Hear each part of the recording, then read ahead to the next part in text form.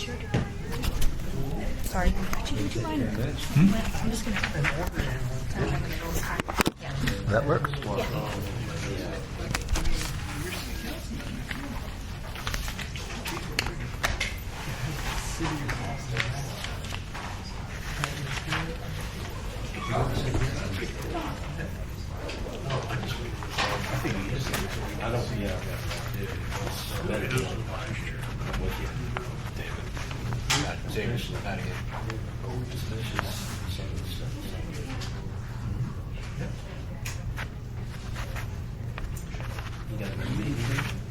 He's a secretary. There's no treasurer. I'm going to say secretary. Chair, vice chair, secretary. Yeah. I'm just a secretary. Okay. Hey, move this long. No questions? I mean, read the title, approval second. Read the title, approval second. Done. Trustees may elect the treasurer of the trustees. Is it joint? Let me tell you. Look here. I didn't know either. Wasn't in the title. Oh.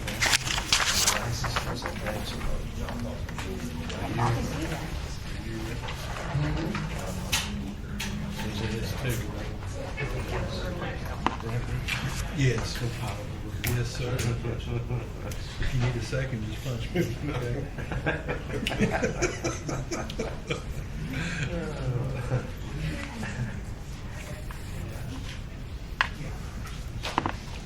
George, you bringing your own candy now? No, these are to be passed out. Yeah. Cookies, brownies. Yeah, okay. It looked like... You look hungry, you get one. You look hungry. All right, well, good afternoon, ladies and gentlemen. It is 2 o'clock. I'd like to welcome everybody to our Lawton Economic Development Authority meeting today, December 18th. So first item of business, call this meeting to order, and we'll go into the roll call, please. Yes, sir. Hensley, Yes. Walker, Yes. Gill, Yes. Warren, Yes. Madigan, Here. Brace, Here. Nance, Here. Neal, Yes. Page. Here. Thank you very much. First, welcome to all of our guests here. I'm not going to go around the room, make you introduce yourself, but welcome to everybody. Next, did we comply with the Oklahoma Open Meetings Act? Yes, sir. Thank The you. agenda Okay. packet. Okay, first item of business, consider electing a chairman and if necessary, a vice chairman and or secretary per Article 7-2 of the trust indenture. Make them. Oh, sorry. Well, I thought you might want a little bit of background. I mean, there was a city council policy recently enacted that limits terms to 9 years on trust authorities. So when someone goes up for renewal, if they've been there more than 9 years, it would violate the policy to put them back on. And therefore, and so the first, person that occurred to actually ended up being Chairman Fitch. Now, some of you have been here for a little while, and so at your next term, this will be your last term. A couple of you are 31s, and one of you is a 27. But that's per that policy.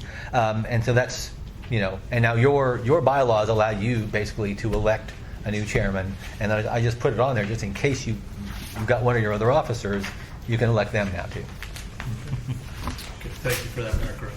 I would make a motion that we elect David Madigan as chairman. Second. Second. Okay, we have a motion and a second. Sorry. That's okay. Any discussion? Call for a vote. Yes, sir. Gill, Yes. Warren, Yes. Madigan, I'll abstain. Brace, Yes. Nance, Yes. Neal, Yes. Page, Walker, Yes. and Hensley. Yes. Okay, that passes. That's yes. Now, Chairman, you need- Yes. Now we're going to. We need to fill the vice chairman position. So I'll open that up. Don't everybody jump at once. I'll nominate Larry Neal. I'll second. We have a motion and a second to nominate Larry Neal as vice chair. Please call for a vote. Warren, Yes. Madigan, Yes. Brace, Yes. Nance, Yes. Neal, Abstain. Page. Yes. Hensley. Yes. Walker. Yes. And Gill. Yes.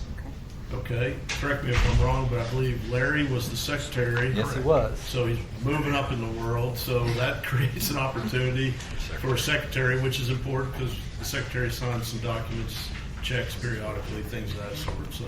And they're a signer on Yes, our yes. bank, so. Okay, so I'll nominate Ron Nance.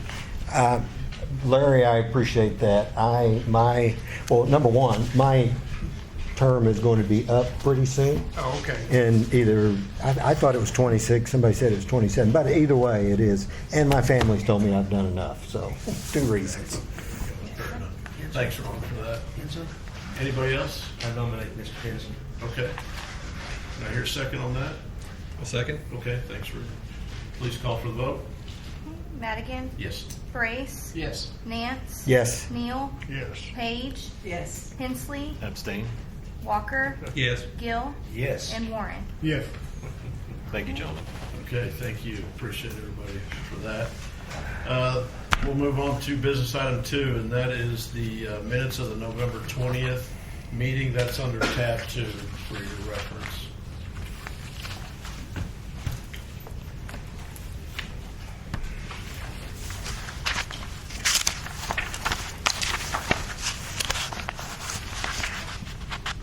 I'll move to approve while everybody's perusing. Thank you, Randy. Motion by Randy. Do I hear a second? I'll second. Thank you, Larry. Any discussion on business item 2? Please call for vote.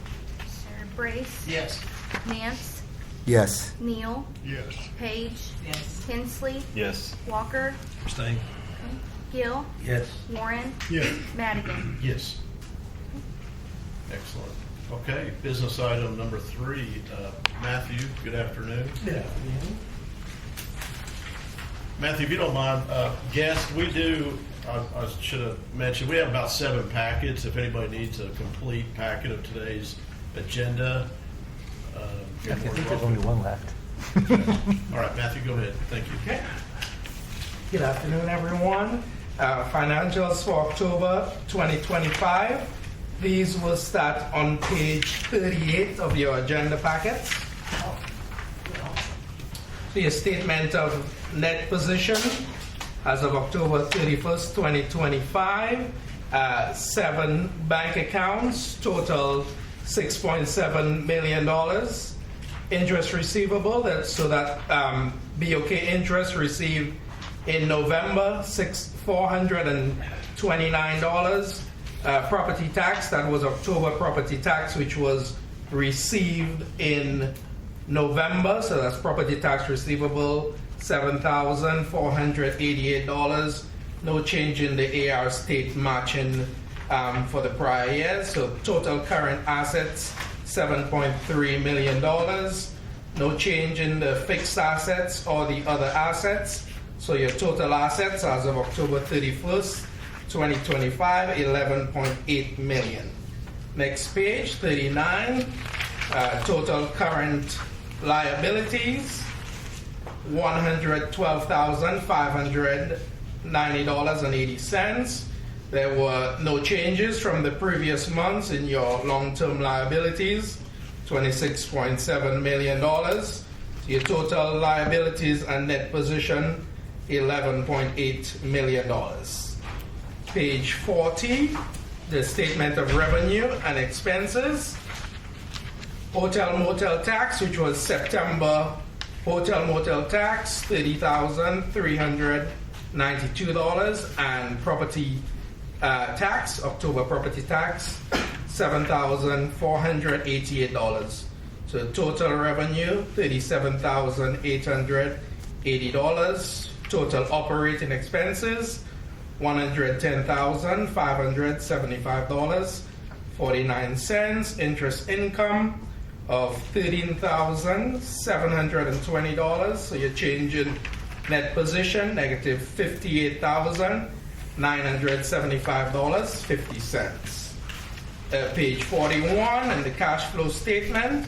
If you look at the bottom of the statement, you can see that we had a net decrease in cash of $9,069 $0.88. And if you subtract that from the cash at the beginning of the period, that gives us cash at October 31st, 2025 of $6.7 million. Page 42 to 46 of your agenda packets are the details of the combined expenses, which were on page 40. Any questions? Matthew, I just want to thank you for, at our last meeting, we asked you to add a year-over-year comparison on that statement of net position, i.e. the balance sheet. Yes. And thank you for doing that. Oh, you're welcome. You're welcome.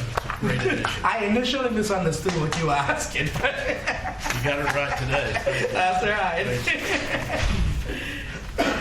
Move to approve financials. Second. Okay, we have a motion by Mr. Warren, a second by Mr. Gill. Please call for a vote. Mr. Nance, Yes. Neal, Yes. Page. Yes. Hensley. Yes. Walker. Yes. Gill. Yes. Warren. Yes. Madigan. Yes. Brace. Yes.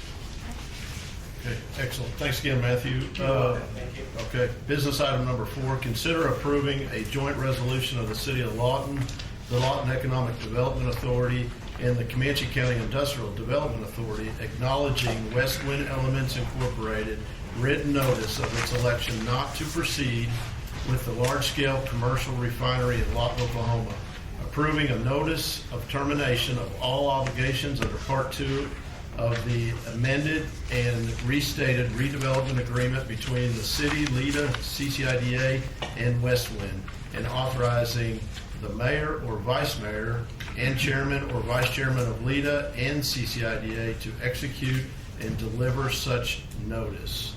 Richard. Okay, so I'll start off by saying that that amended redevelopment agreement, the redevelopment agreement for the Westwin project was set up with a phase 1 and a phase 2. We are currently at the kind of the tail end of phase 1. Technically, it goes till June of 2026, June 1st of 2026. But obviously, phase 2 could have started before that, but the deadline was June 1. Let me say it that way. Phase 1 involves the pilot plant. There was a reason that we all agreed to do that. Is that it was a startup company, and they were going to develop a small version of the plant, the pilot plant, and then work on their bank feasibility study, put together the major financing, and make everything work. And with the desire, or at least a plan to construct it in Lawton, but it was not. They did not have an obligation in that contract to construct it in Lawton. It was just, if you did, this is how it works. Well, there's been obviously some delays. We haven't been talking about Westwin for a little while, and the issues were with their feasibility study. I mean, the purpose of feasibility study, it needs to show that it's feasible, and there were some logistical problems they were looking at and trying to overcome, and basically unable to, even to this date, right, unable to overcome. I think there were some problems also in the commodities market. Commodities go up and down and up and down. So there was some decrease in the value of their commodity, nickel. And so, but at any rate, there was communication between the LEDC and Westwin where there was basically a final statement. They laid out terms of a termination, which are in this letter, same terms that they discussed. Laid out terms for a let's call it a. So our agreement doesn't really have what happens if you don't build the commercial plant there, right? I mean, it has default issues where if you just don't do anything by June 1st, there's a plan there. But this is a case where there was a discussion that Westwin was interested in operating the pilot plant, continue operating the pilot plant. We would keep the jobs there. They would continue to pay the property taxes in that TIF district, and basically buy the property from us and pay LEDA back, pay all their the money back, and continue to operate. So okay, that's what was laid out, and it's laid out in that letter as well. But there was some delays in the financing and all that, and so we never got to the point where we had those I would have brought you termination agreements, just the final agreements, right? Because of those delays and it's kind of ongoing, we felt like it was necessary this time to go ahead and get this letter done, because their election not to proceed with phase 2 effectively frees our obligations for phase 2. And so, and this what this does is, and obviously the LEDC can't approve that for everybody. So that documentation with the LEDC, so it's necessary for all the other boards to approve that. In fact, it's the public entities that are financially involved in that must approve these termination documents, and that's why you have this joint resolution and joint letter. And I think it's important to state that we are not. I mean, we sort of understand. I mean, logistics are logistics, and commodity prices are commodity prices. I mean, we're not faulting anybody for that. But the very last section basically says, while we are acknowledging that we're stopping our obligations with Part 2, I mean, this letter says that community is still open if things change and they wanted to build a commercial plant here, we'd be open to negotiate that. But the current agreement, those past obligations are gone, and we would be working from sort of now forward, put it that way. Now, just to be clear, this does not remove any of the obligations in phase 1. I mean, all those obligations on that part of the contract stays there, and they do have to perform certain things by June 1st, 2026 still, or their lease ends and the promissory note comes due and all that. So our hope is that we go through this, the steps of the settlement where we bring back you a termination agreement, these agreements to basically transfer the property to them. And then we have it's a much smaller industry than we'd hoped for, but we still have a small industry here in town. So, are there any questions on this? Thanks for that background information. Trustees, any questions? Okay, again, business item 4. This is a consideration to approve a joint resolution between the entities that I read prior to. So, I make a motion we approve item 4. thank you, Mr. Brace. Second. Got a second by Mr. Warren. Please call for the vote. Neal, Yes. Page, Yes. Hensley, Yes. Walker, Yes. Gill, Yes. Warren, Yes. Madigan, Yes. Brace, Yes. Nance. Yes. Okay, the item passes. Thank you. Business item number 5, consider approving an agreement with Ryan Herring Construction to provide construction manager at-risk services for LEDA's portion of the construction of the Firehawk Aerospace development for a pre-construction fee of $110,000 and a construction fee of 5.5% for the actual construction cost. And that is under tab 5 of your binder. Richard, some background information. Yeah, and I'm sure you all read it over last night because it's good reading. This is a very large agreement, and it's probably the largest CMAR agreement I've seen. It was prepared by the Center for Economic Development Law, and I was told it was originally written for a client that was very risk averse. And I thought, well, that's us, right? We're risk averse, so it's extremely comprehensive. But the important part is the construction manager at risk fee. Now, I kind of jumped ahead of myself. Just to give everybody an understanding, there was an RFP that was put out earlier in the year. There was a selection. We had 3 respondents. There was a selection committee, and Ryan Herring was the CMAR selected, and then there was a negotiation of the fee, which was 6%. And as it's laid out in the document, it provides a pre-construction fee, which is 0.5%. 110,000 is 0.5% of 22 million, and then 5.5% of the actual construction cost being the standard CMAR fee.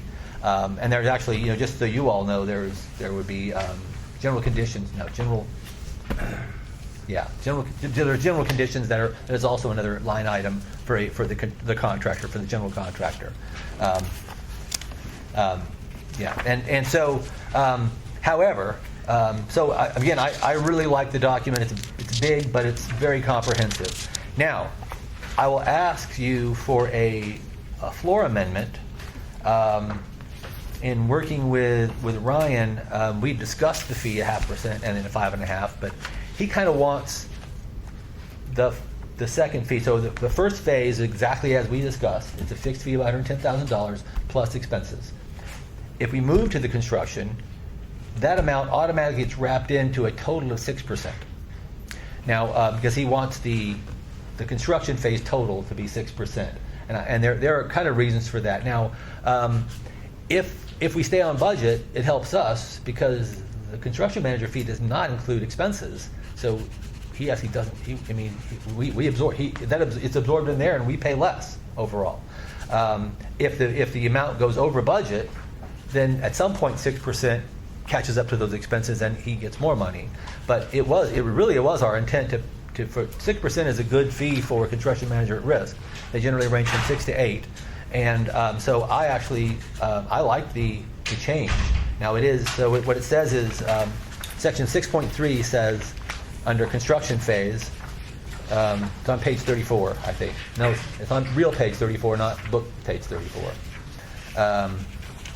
It says, and for all services performed by the construction manager to construct the project during the construction phase, the owner shall pay the construction manager a fixed fee as set forth in the GMP schedule amendment for the project. So after we bid the project, we set a GMP, and at that point, you set the fee as a fixed fee, but it's going to be 6% of the GMP, right?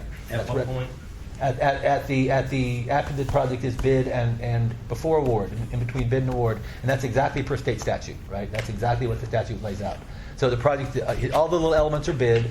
He brings them to us, and if we decide we like those, then we set up the GMP, and then that's it from there on. That's what he gets paid off of.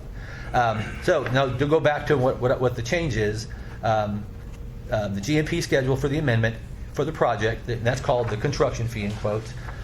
But in any event, the total fee for the construction phase and the amount of fees and expenses paid to the construction manager during pre-construction phase, or for the construction manager during the pre-construction phase and the construction phase shall not exceed 6% of the cost of the work. So what we're saying is, basically that whatever we paid him and the reason you have a pre-construction fee is if we did not award, he's worked for several months for free. So that's reasonable. So if we stop the project before award, that would be it. If we go to the award, it's just a standard 6% fee of the GMP. That's what this says. Well, as far as construction management at risk, 6% fee is really very good. It's generally between 6 and 10. Most of the time it leads more towards 10 than it does 6. Yeah. So I think the fee structure is good. Investigation of Brian Herring Construction is excellent. There's no problem there with the construction manager. So it just presents a situation where I would make a motion to approve his contract based on what we read here, and on the floor amendment of a maximum of 6% if construction is started. I want to include that with it. Sure. So that's my motion. Thank you, Mr. Gill. And the reasoning behind it. Yeah. Okay, we have a motion on the floor. Do I hear a second? Second. Thank you, Jason. Please call for the vote. Page, Yes. Hensley, Yes. Walker, Yes. Gill, Yes. Madigan, Yes. Warren, Yes. Briggs, Yes. Nance, Yes. Neal. Yes.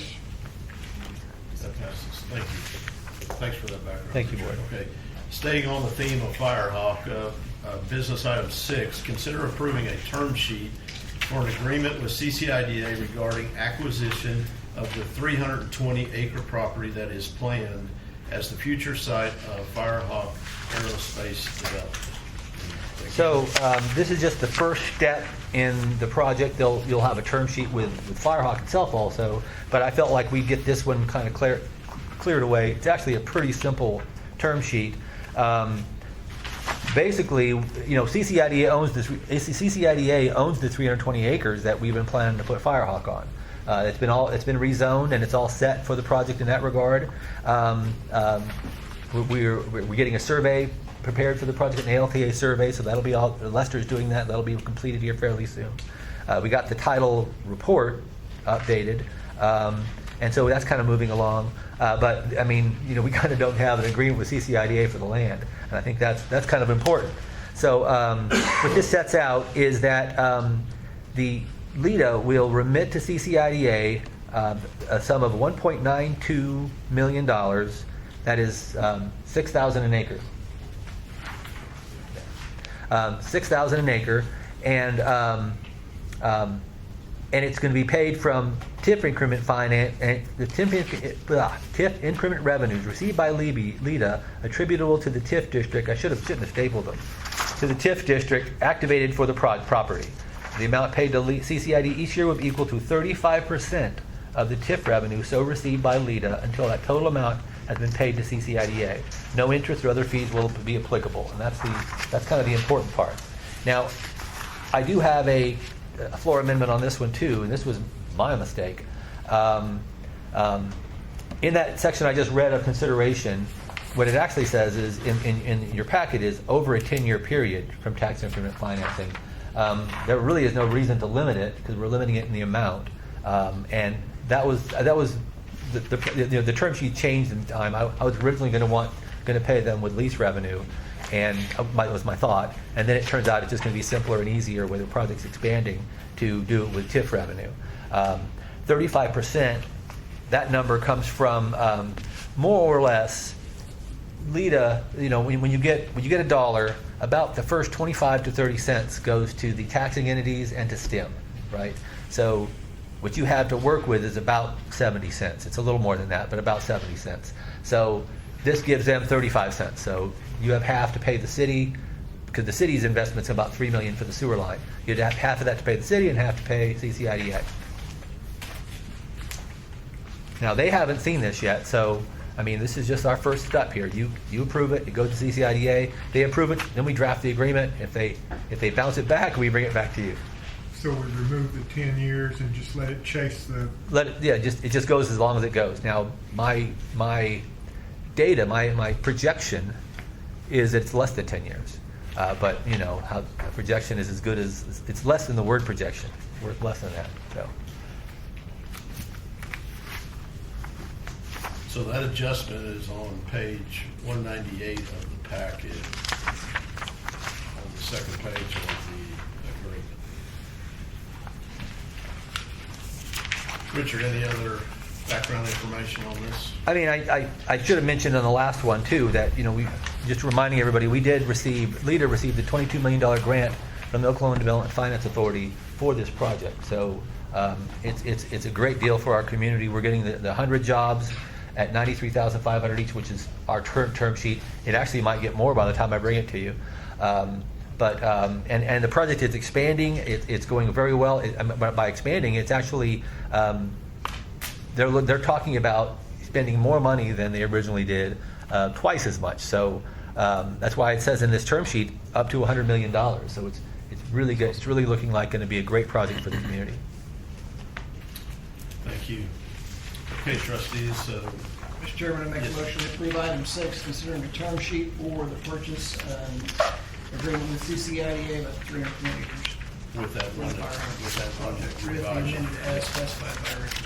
Okay, thank you, Mr. Bryce. Do I hear a second? Second. Okay, we'll go with Mr. Hensley. Hensley. Okay. Can you state the amendment again? What is just for the record? It's scratching the phrase over a 10-year period. It deletes Scratching the phrase those over words. a 10-year period. Okay, Yeah. perfect. Okay, I got it. Okay, please call for a vote. Hensley, Yes. Walker, Yes. Gill, Yes. Warren, Yes. Madigan, Yes. Brace, Yes. Neal, Yes. Nance, Yes. Hayes. Yes.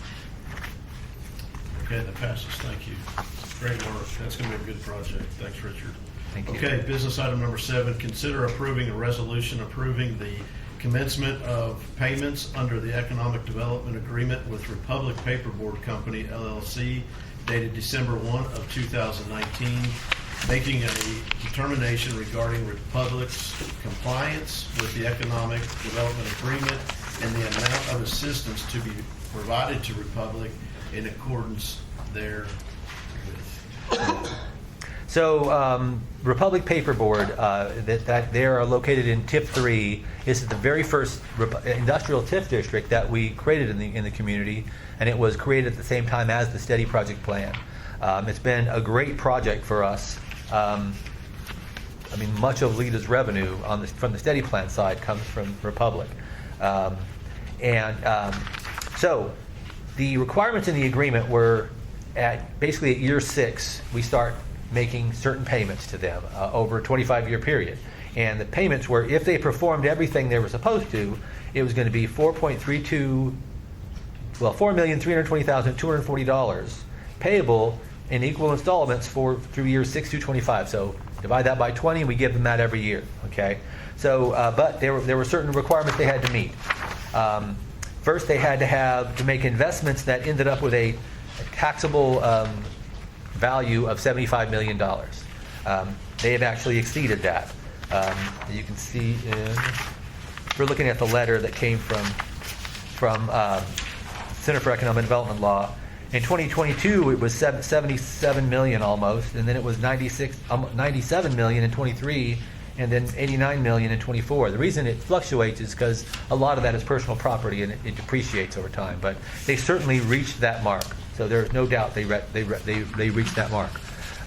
The other was to get 20 new employees. Their baseline was 148 in 2019. And they, by 2025, they have 185, which is 37 new ones. So they definitely met that one. Okay. And then the other requirement was to increase in net annual payroll of $2,160,120. So that was another requirement. Now, if you look at page 203 of your packet. You'll see the payroll documentation for years 2019 through 2025.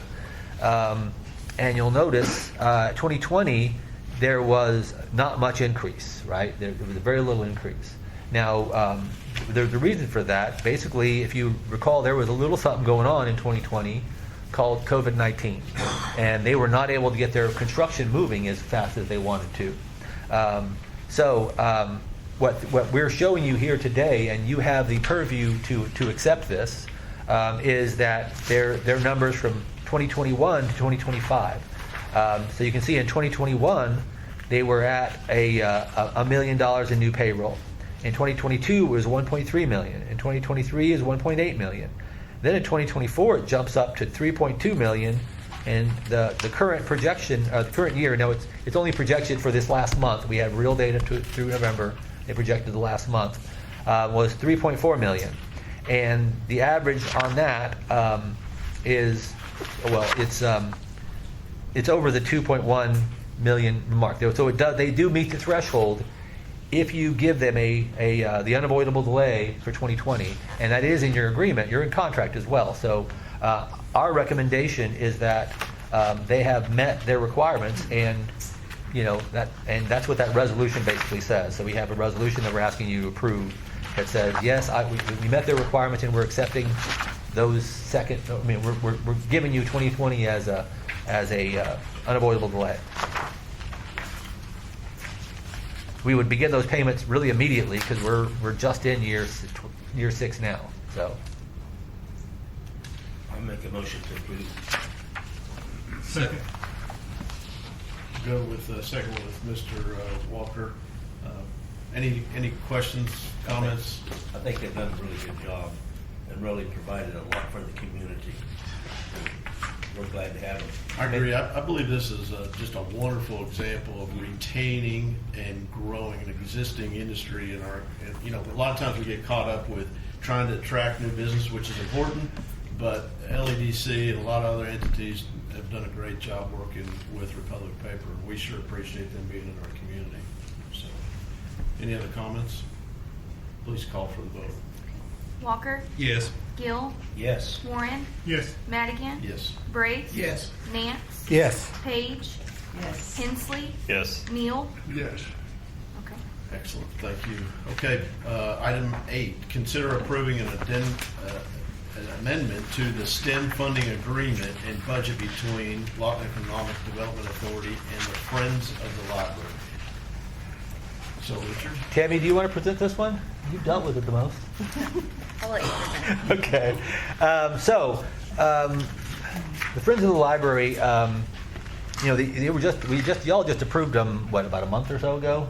Maybe 2 months ago, something September. like that. Seems like longer than that. It's a great program. They're doing basically Lego League through the library, and why that's important is that a lot of public schools is doing Lego League, right? But there are some kids that I mean, there's a certain number on a team, and they don't get on the team, right? So they can come to the library. It's also important for homeschoolers, kids from or go to Cash or some of these other schools. So it's providing this sort of catch-all for people in the community. So it's a great program. Now you can see that their funding agreement, they made a few modifications that really don't amount to anything, but they're fine. I don't hate them. They're not wrong. They don't really do anything. The big thing that's changing is they were originally approved for $12,000, and they've submitted their submitted budget now is $743.37. So they were able to not spend close to $8,000 or at least $7,000. So really, what's salient about this amendment, a little bit of language, and then this amended budget, and this was presented to the STEM board yesterday, right? Yesterday, and they did approve it or recommend approval. Is this an action today to approve the $12,000? Is it still at $12,000? No, it's at $4,700 and $743. It's exactly what this budget says right here. So we're approving $4,000. Yes. Yeah. So I'll make a motion we approve that. Okay, we have a motion to approve the revised budget in a second by Mr. Warren. Any discussion on this item? Okay, hearing none, call for a vote. Gill, Yes. Warren, Yes. Madigan, Yes. Brace, Yes. Nance, Yes. Neal, Yes. Page, Yes. Hensley, Yes. Walker, Yes. Okay, great. Richard, shoot, I Executive Director. I forgot I wasn't done. Okay, I don't have a lot to talk about. I want to let you know that the state matching funds, that's always an important issue. So there was a city council policy early last year that described how the use tax was going to be, or a portion of the use tax was going to be put towards the CIP. So we had to work with legal to determine, does that apply to us or not, right? Well, City Council on the 9th, they approved a resolution saying it does not. So they're saying the way you did it before is the way you're going to continue doing it for LEDA on, this has to do with TIF 2. And so really, there's no change to the state matching funds, but until they approve that, Finance couldn't send me the information, so I just got it from them. So we'll be sending it off here this month.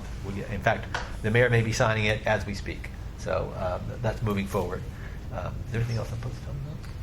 not that I know of. Okay. There is a the STEM board also modified the SOP for STEM funding agreements, and I'll give you that at the next board to look at, but what it does is it formalizes the submittal time and all that.